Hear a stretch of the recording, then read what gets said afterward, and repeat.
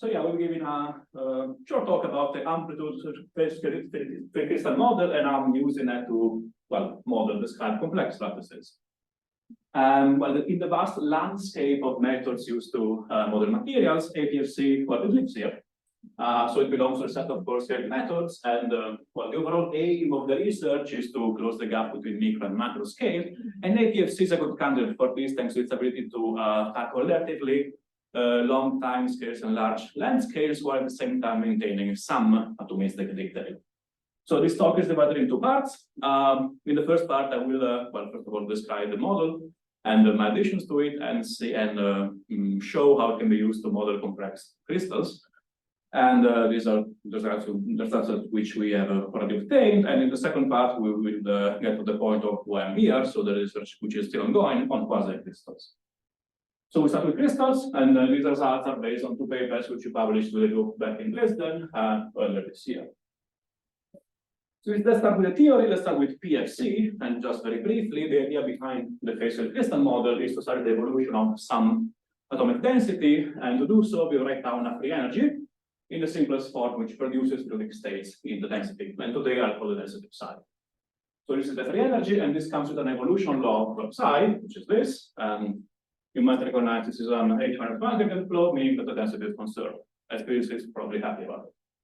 So this model is pretty well known. It's been around for about 20 years, and it is very effective in modeling features such as crystal growth and the formation and the kinematics of these locations. However, there's one major downside, and it is we need to resolve a function psi which oscillates very fast on atomic scale, which means we have to use a very refined mesh. And of course, it doesn't scale well if we want to study large 3D systems. So one possible way to go about it is to use the amplitude expansion of the PFC, which is what I'm using. And the idea is very simple. We expand the atomic density into plane waves. So this is my expansion. And each term in this sum has two contributions. One is the plane wave, so the exponential. And in this object, K are vectors in the reciprocal lattice of the crystal. And so this term oscillates fast on atomic scale. However, this is modulated by a function eta, which conversely changes slowly, let's say on the scale of the phase interface.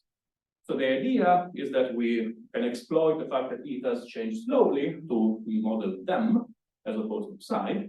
And since they change slowly, we can use a very coarse mesh. So this is an example.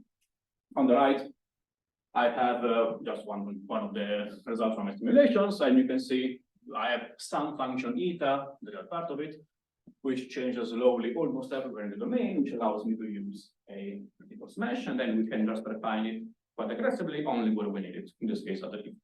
And of course, you can always use this relation backwards and reconstruct the density from the amplitudes. And this is what I'm doing in the panel, in this panel here. We obtain some density peaks, which are pretty well defined. And in this case, they're showing a nice 5-7 defect graphene. So this model is well known. I've added a few things to it. First of all, I wanted to be able to describe complex lattices. And complex lattices need a larger number of terms in this amplitude expansion, so basically a larger number n. And this means that I might need to consider k vectors of different lengths in the reciprocal lattice. So this is just a nomenclature. When I say that I want to use a multiple expansion, what is a mode? Well, a mode is just a family of nearest neighbors. And this is just a pictorial representation of a reciprocal lattice for example, square. And I'm coloring different colors, the different modes, so the different families of nearest neighbors. Well, the one mode APFC, this is quite well known.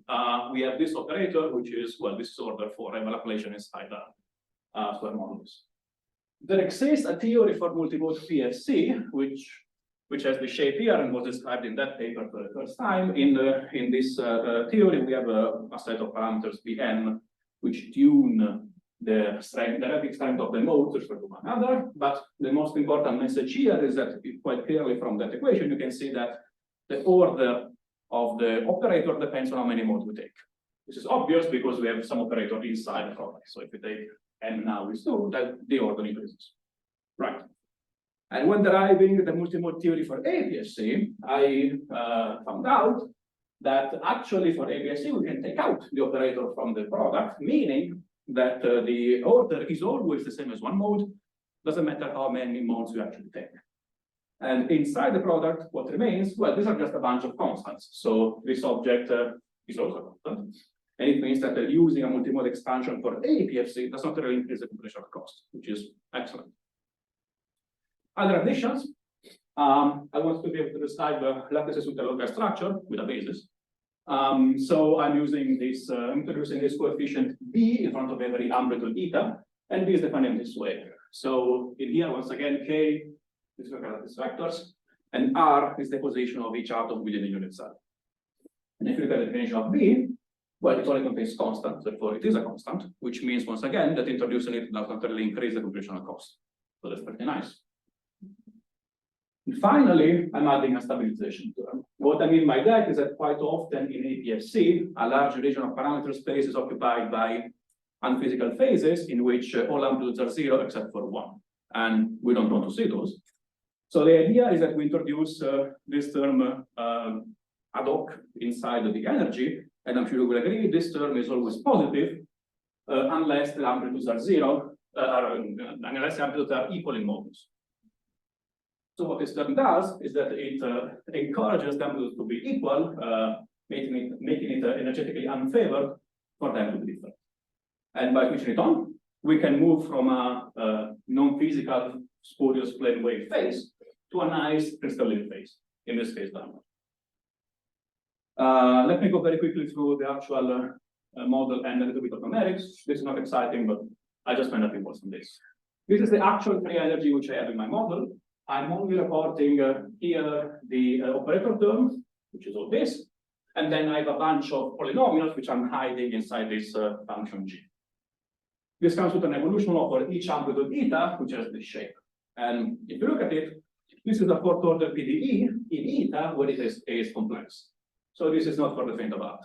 What we can do is to, first of all, split the real imaginary parts of each eta into some alpha k and alpha k plus 1, and also split the fourth order PDE into two second order PDEs, introducing these zeta k and zeta k plus 1.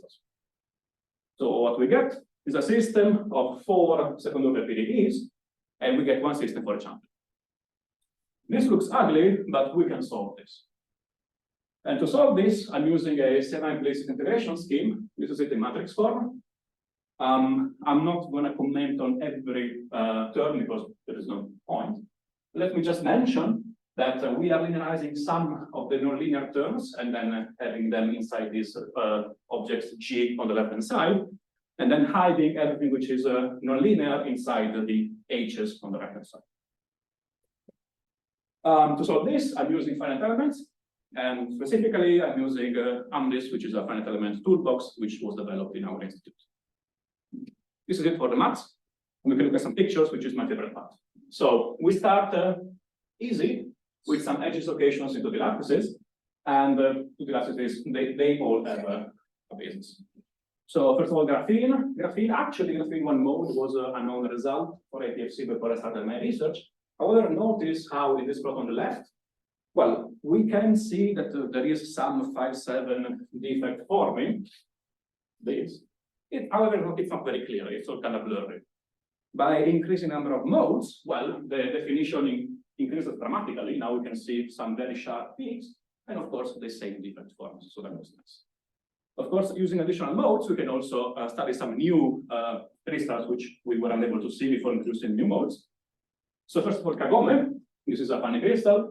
And from the density plot, it's not completely clear what is going on. So in the bottom row, I'm basically plotting just a red sphere corresponding to each density peak. And this is maybe, if you're more familiar with atomistic views, you might be happy with that. And in this particular plot, we can see very easily that there is a quite clear sort of reverse 5-7 dislocation forming. We can, of course, change the geometry, look to square. And this has got a square diameter, so the atomic basis in a square lattice, which has this very simple dislocation forming, or we can go completely crazy and start defining some made-up crystals. So on the right, there is a square lattice with a triatomic basis forming this sort of frame structure, which has this very complicated looking defect.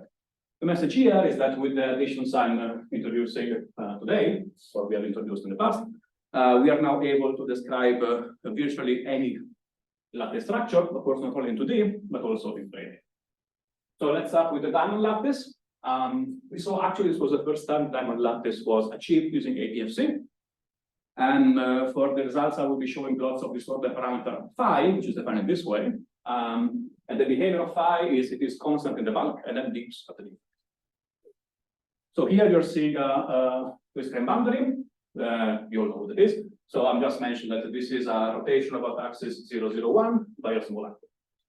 And you see quite clearly that we have some square shape kind of defect network forming, defects aligned with directions 110, minus 110.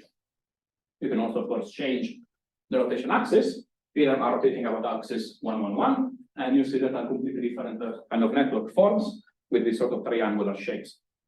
And on the right panel, I'm once again plotting spheres corresponding to density peaks. I'm doing that for two consecutive 111 crystal planes, and I'm following them in calendary.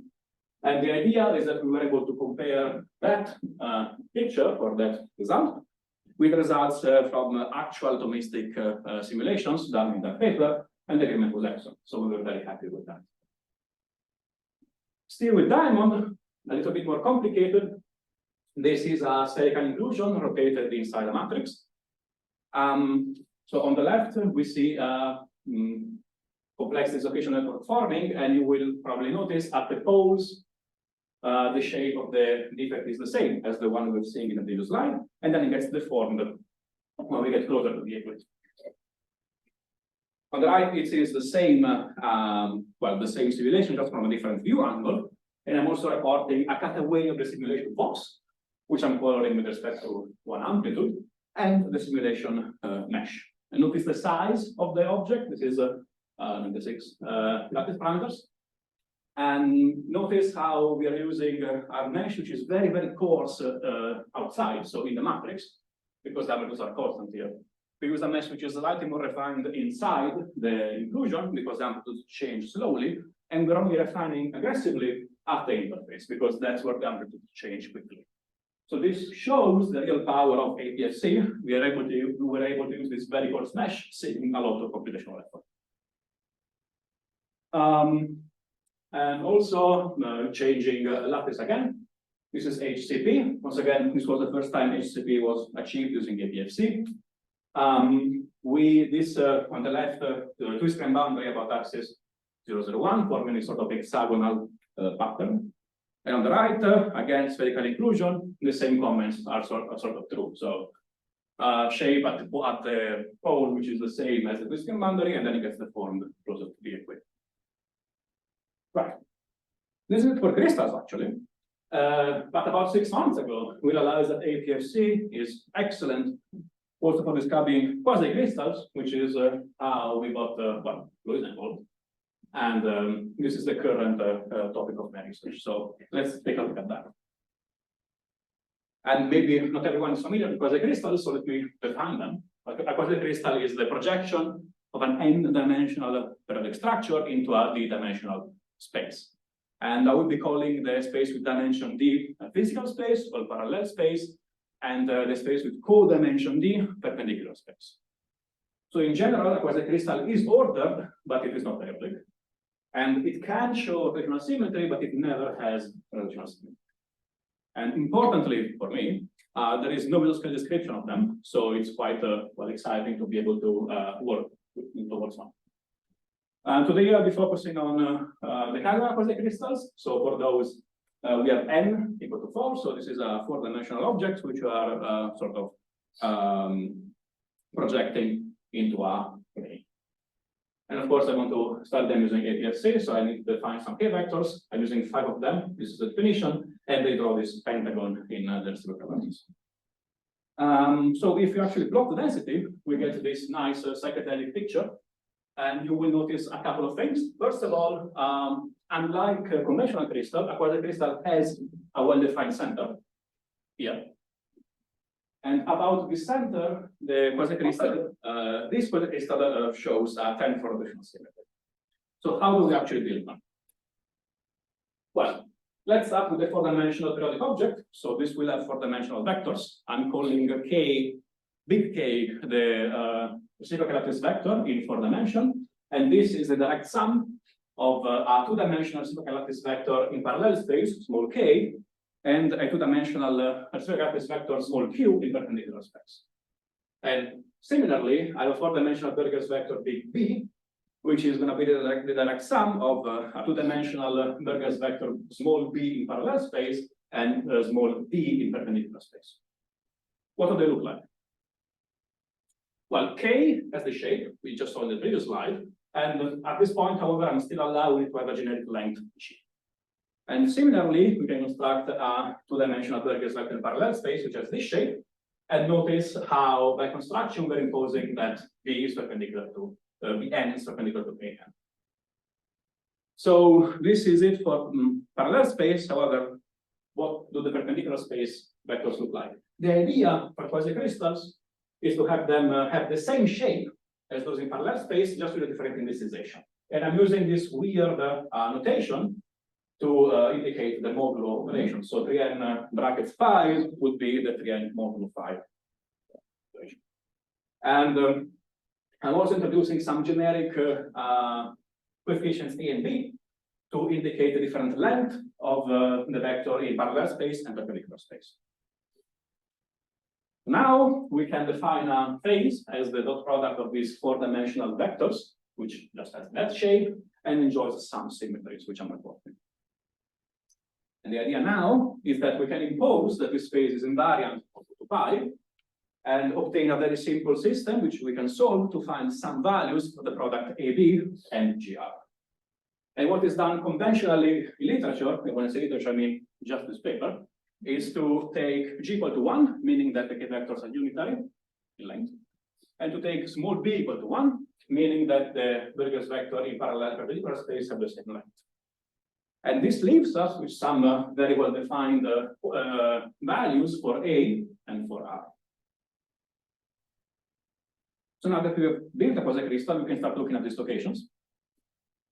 Here I'm reporting once again the Burger vector, we just saw it. And not a surprise, probably the fact that the Burgers vectors in the subspaces are defined as the circuit around the dislocation of some displacement field. And I'm calling U the displacement field in parallel space and W for perpendicular space. So we just saw these quantities in the previous slide, so we just read them again. And here I'm also reporting the actual value of R, just because I will use them in the future to actually define a landscape. And in the results I will be showing. So the question now is, do we have some expressions for U and for W? Well, like with a lot of physics, the answer is there is an obscure paper in the 80s in which they actually derived everything. And if you're familiar with continuum elasticity, this is pretty much the same thing. So the message now is that we can start imposing these locations in the quasi-crystal and see what they look like. This is what I did here. I have, well, I just one dislocation dipole per index n. And you will see that these dislocations all have the same shape. They just change the orientation. So for now, this is actually the same thing that will happen in a conventional crystal. Something changes if we allow the dislocations to form spontaneously. So here I have a circular inclusion, which is rotated by a small angle.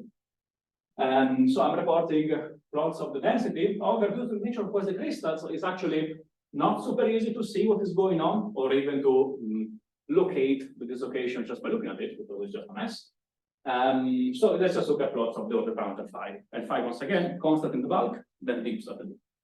And from this plot, we can clearly see that there are 5 pairs of defects, and these defects have the same shape as those we were saying in the previous slide.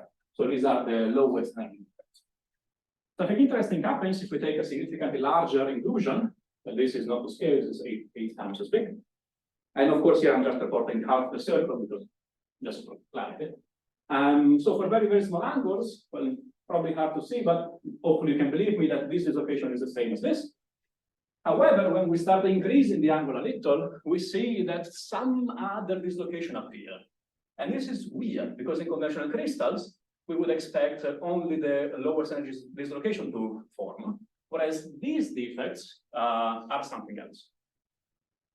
And if we now increase the angle even more, well, now we can see that there are some clusters appearing. And the idea is that we have 10 equal clusters sort of aligned around the plane.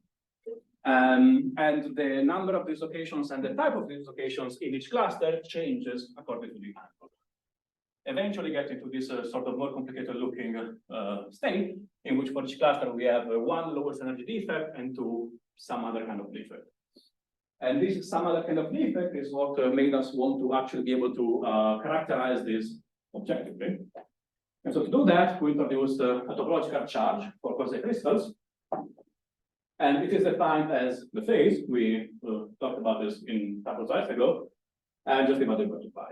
And the idea here is that we can evaluate this quantity for all amplitudes and for a bunch of different Weger vectors, both primitive and composite, and see what the values are.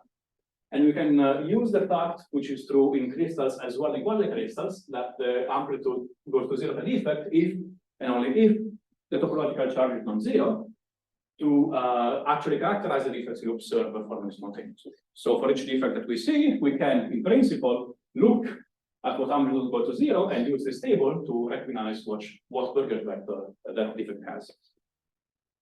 So this is just an example on one of the characterizations. So we see that each cluster, let's look at this one, has one lowest energy defect, and then two defects which are which are primitive, and they have sort of this. They are composed by the sum of these two Burger vectors. In particular, in this particular case, they're always each. And then we started looking at elasticity for quasi-crystals, and the first thing we looked at was strain. And this I'm reporting is the strain tensor for quasi-crystals, which we derived. And each entry in the tensor is defined, as you would expect, as some spatial derivative of the displacement field. However, notice the weird block structure of this strain tensor, which means that there is no strain between parallel and perpendicular space. We can still do some nice simulations with this. And here I'm just defining some very easy displacement fields.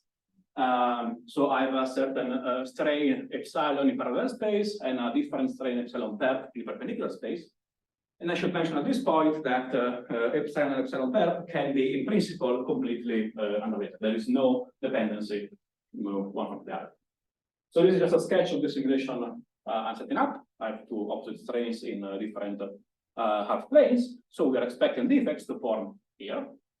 And because we are applying PPC everywhere, also here. Right? So if we do that, for any two arbitrary values for epsilon and epsilon perp, in this case, epsilon different from zero and epsilon perp 0, we can see that a bunch of different defects form.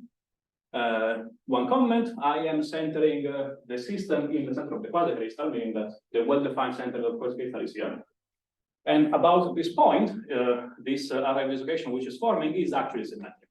So that was interesting. However, except for that, we cannot distinguish any actual pattern in this dislocation array that is forming. You can also see from just by naked eye that these dislocations are different type because they have different shapes in this plot. And this is confirmed by looking at one of the components of the strain tensor, in this case epsilon by y. And we see that the strain has a different behavior of the defect for different type of defects, once again confirming that we're looking at different types of defects. However, what I found very interesting is that there exists some special pairs of epsilon and epsilon perp, which instead of producing some random disordered array of dislocations, produces a nice ordered periodic array of dislocations. So if we take epsilon perp equal to epsilon, we find this nice periodic array of dislocations with all the same Burgers vector, and this is, you might recognize it by now, this is the lowest energy. If we take this other relation between epsilon and epsilon perp, we find this other type of defect, once again, nice and periodic. And if we take this other relation between epsilon and epsilon perp, we find some other type of defect, which is, once again, nice and periodic. And just to reiterate this, we were able to simulate or to obtain a regular periodic array of dislocations of the same type in an object which is aperiodic, which I think is fascinating. But actually, this is it. So I hope I was able to convince you that we expanded the APFC model to describe virtually any lattice structure. And we were able to simulate defects in 3D systems of physical interest, diamond, HCP, and also quasi crystals. And finally, we started working towards some mesoscale description of elasticity in quasi crystals. And this is currently what is going on with the research with Louisa. So yeah, current research. Defect kinematics quasi crystals, we are trying to answer questions such as what kind of dynamics do we observe in parallel and perpendicular space? Is it wave type? Is it diffusion type? Is it something in between? This is currently an open question in the field of quasi crystals. And then by extension is the Affiliation curve force, which we can derive for the systems. And something unrelated, going back to conventional crystals, we realized that APFC is great at describing the growth of a crystalline seed hosting dislocations, and by extension, how the presence of dislocations affects the crystal growth. And this is still in the preliminary phases, but we have a master student working on it. Seems very interesting and promising. So yeah, I'm acknowledging funding from my group and the computational resources from the university. If you found anything interesting to my research there, I'm here now, so I would be happy to answer all your questions. Thank you.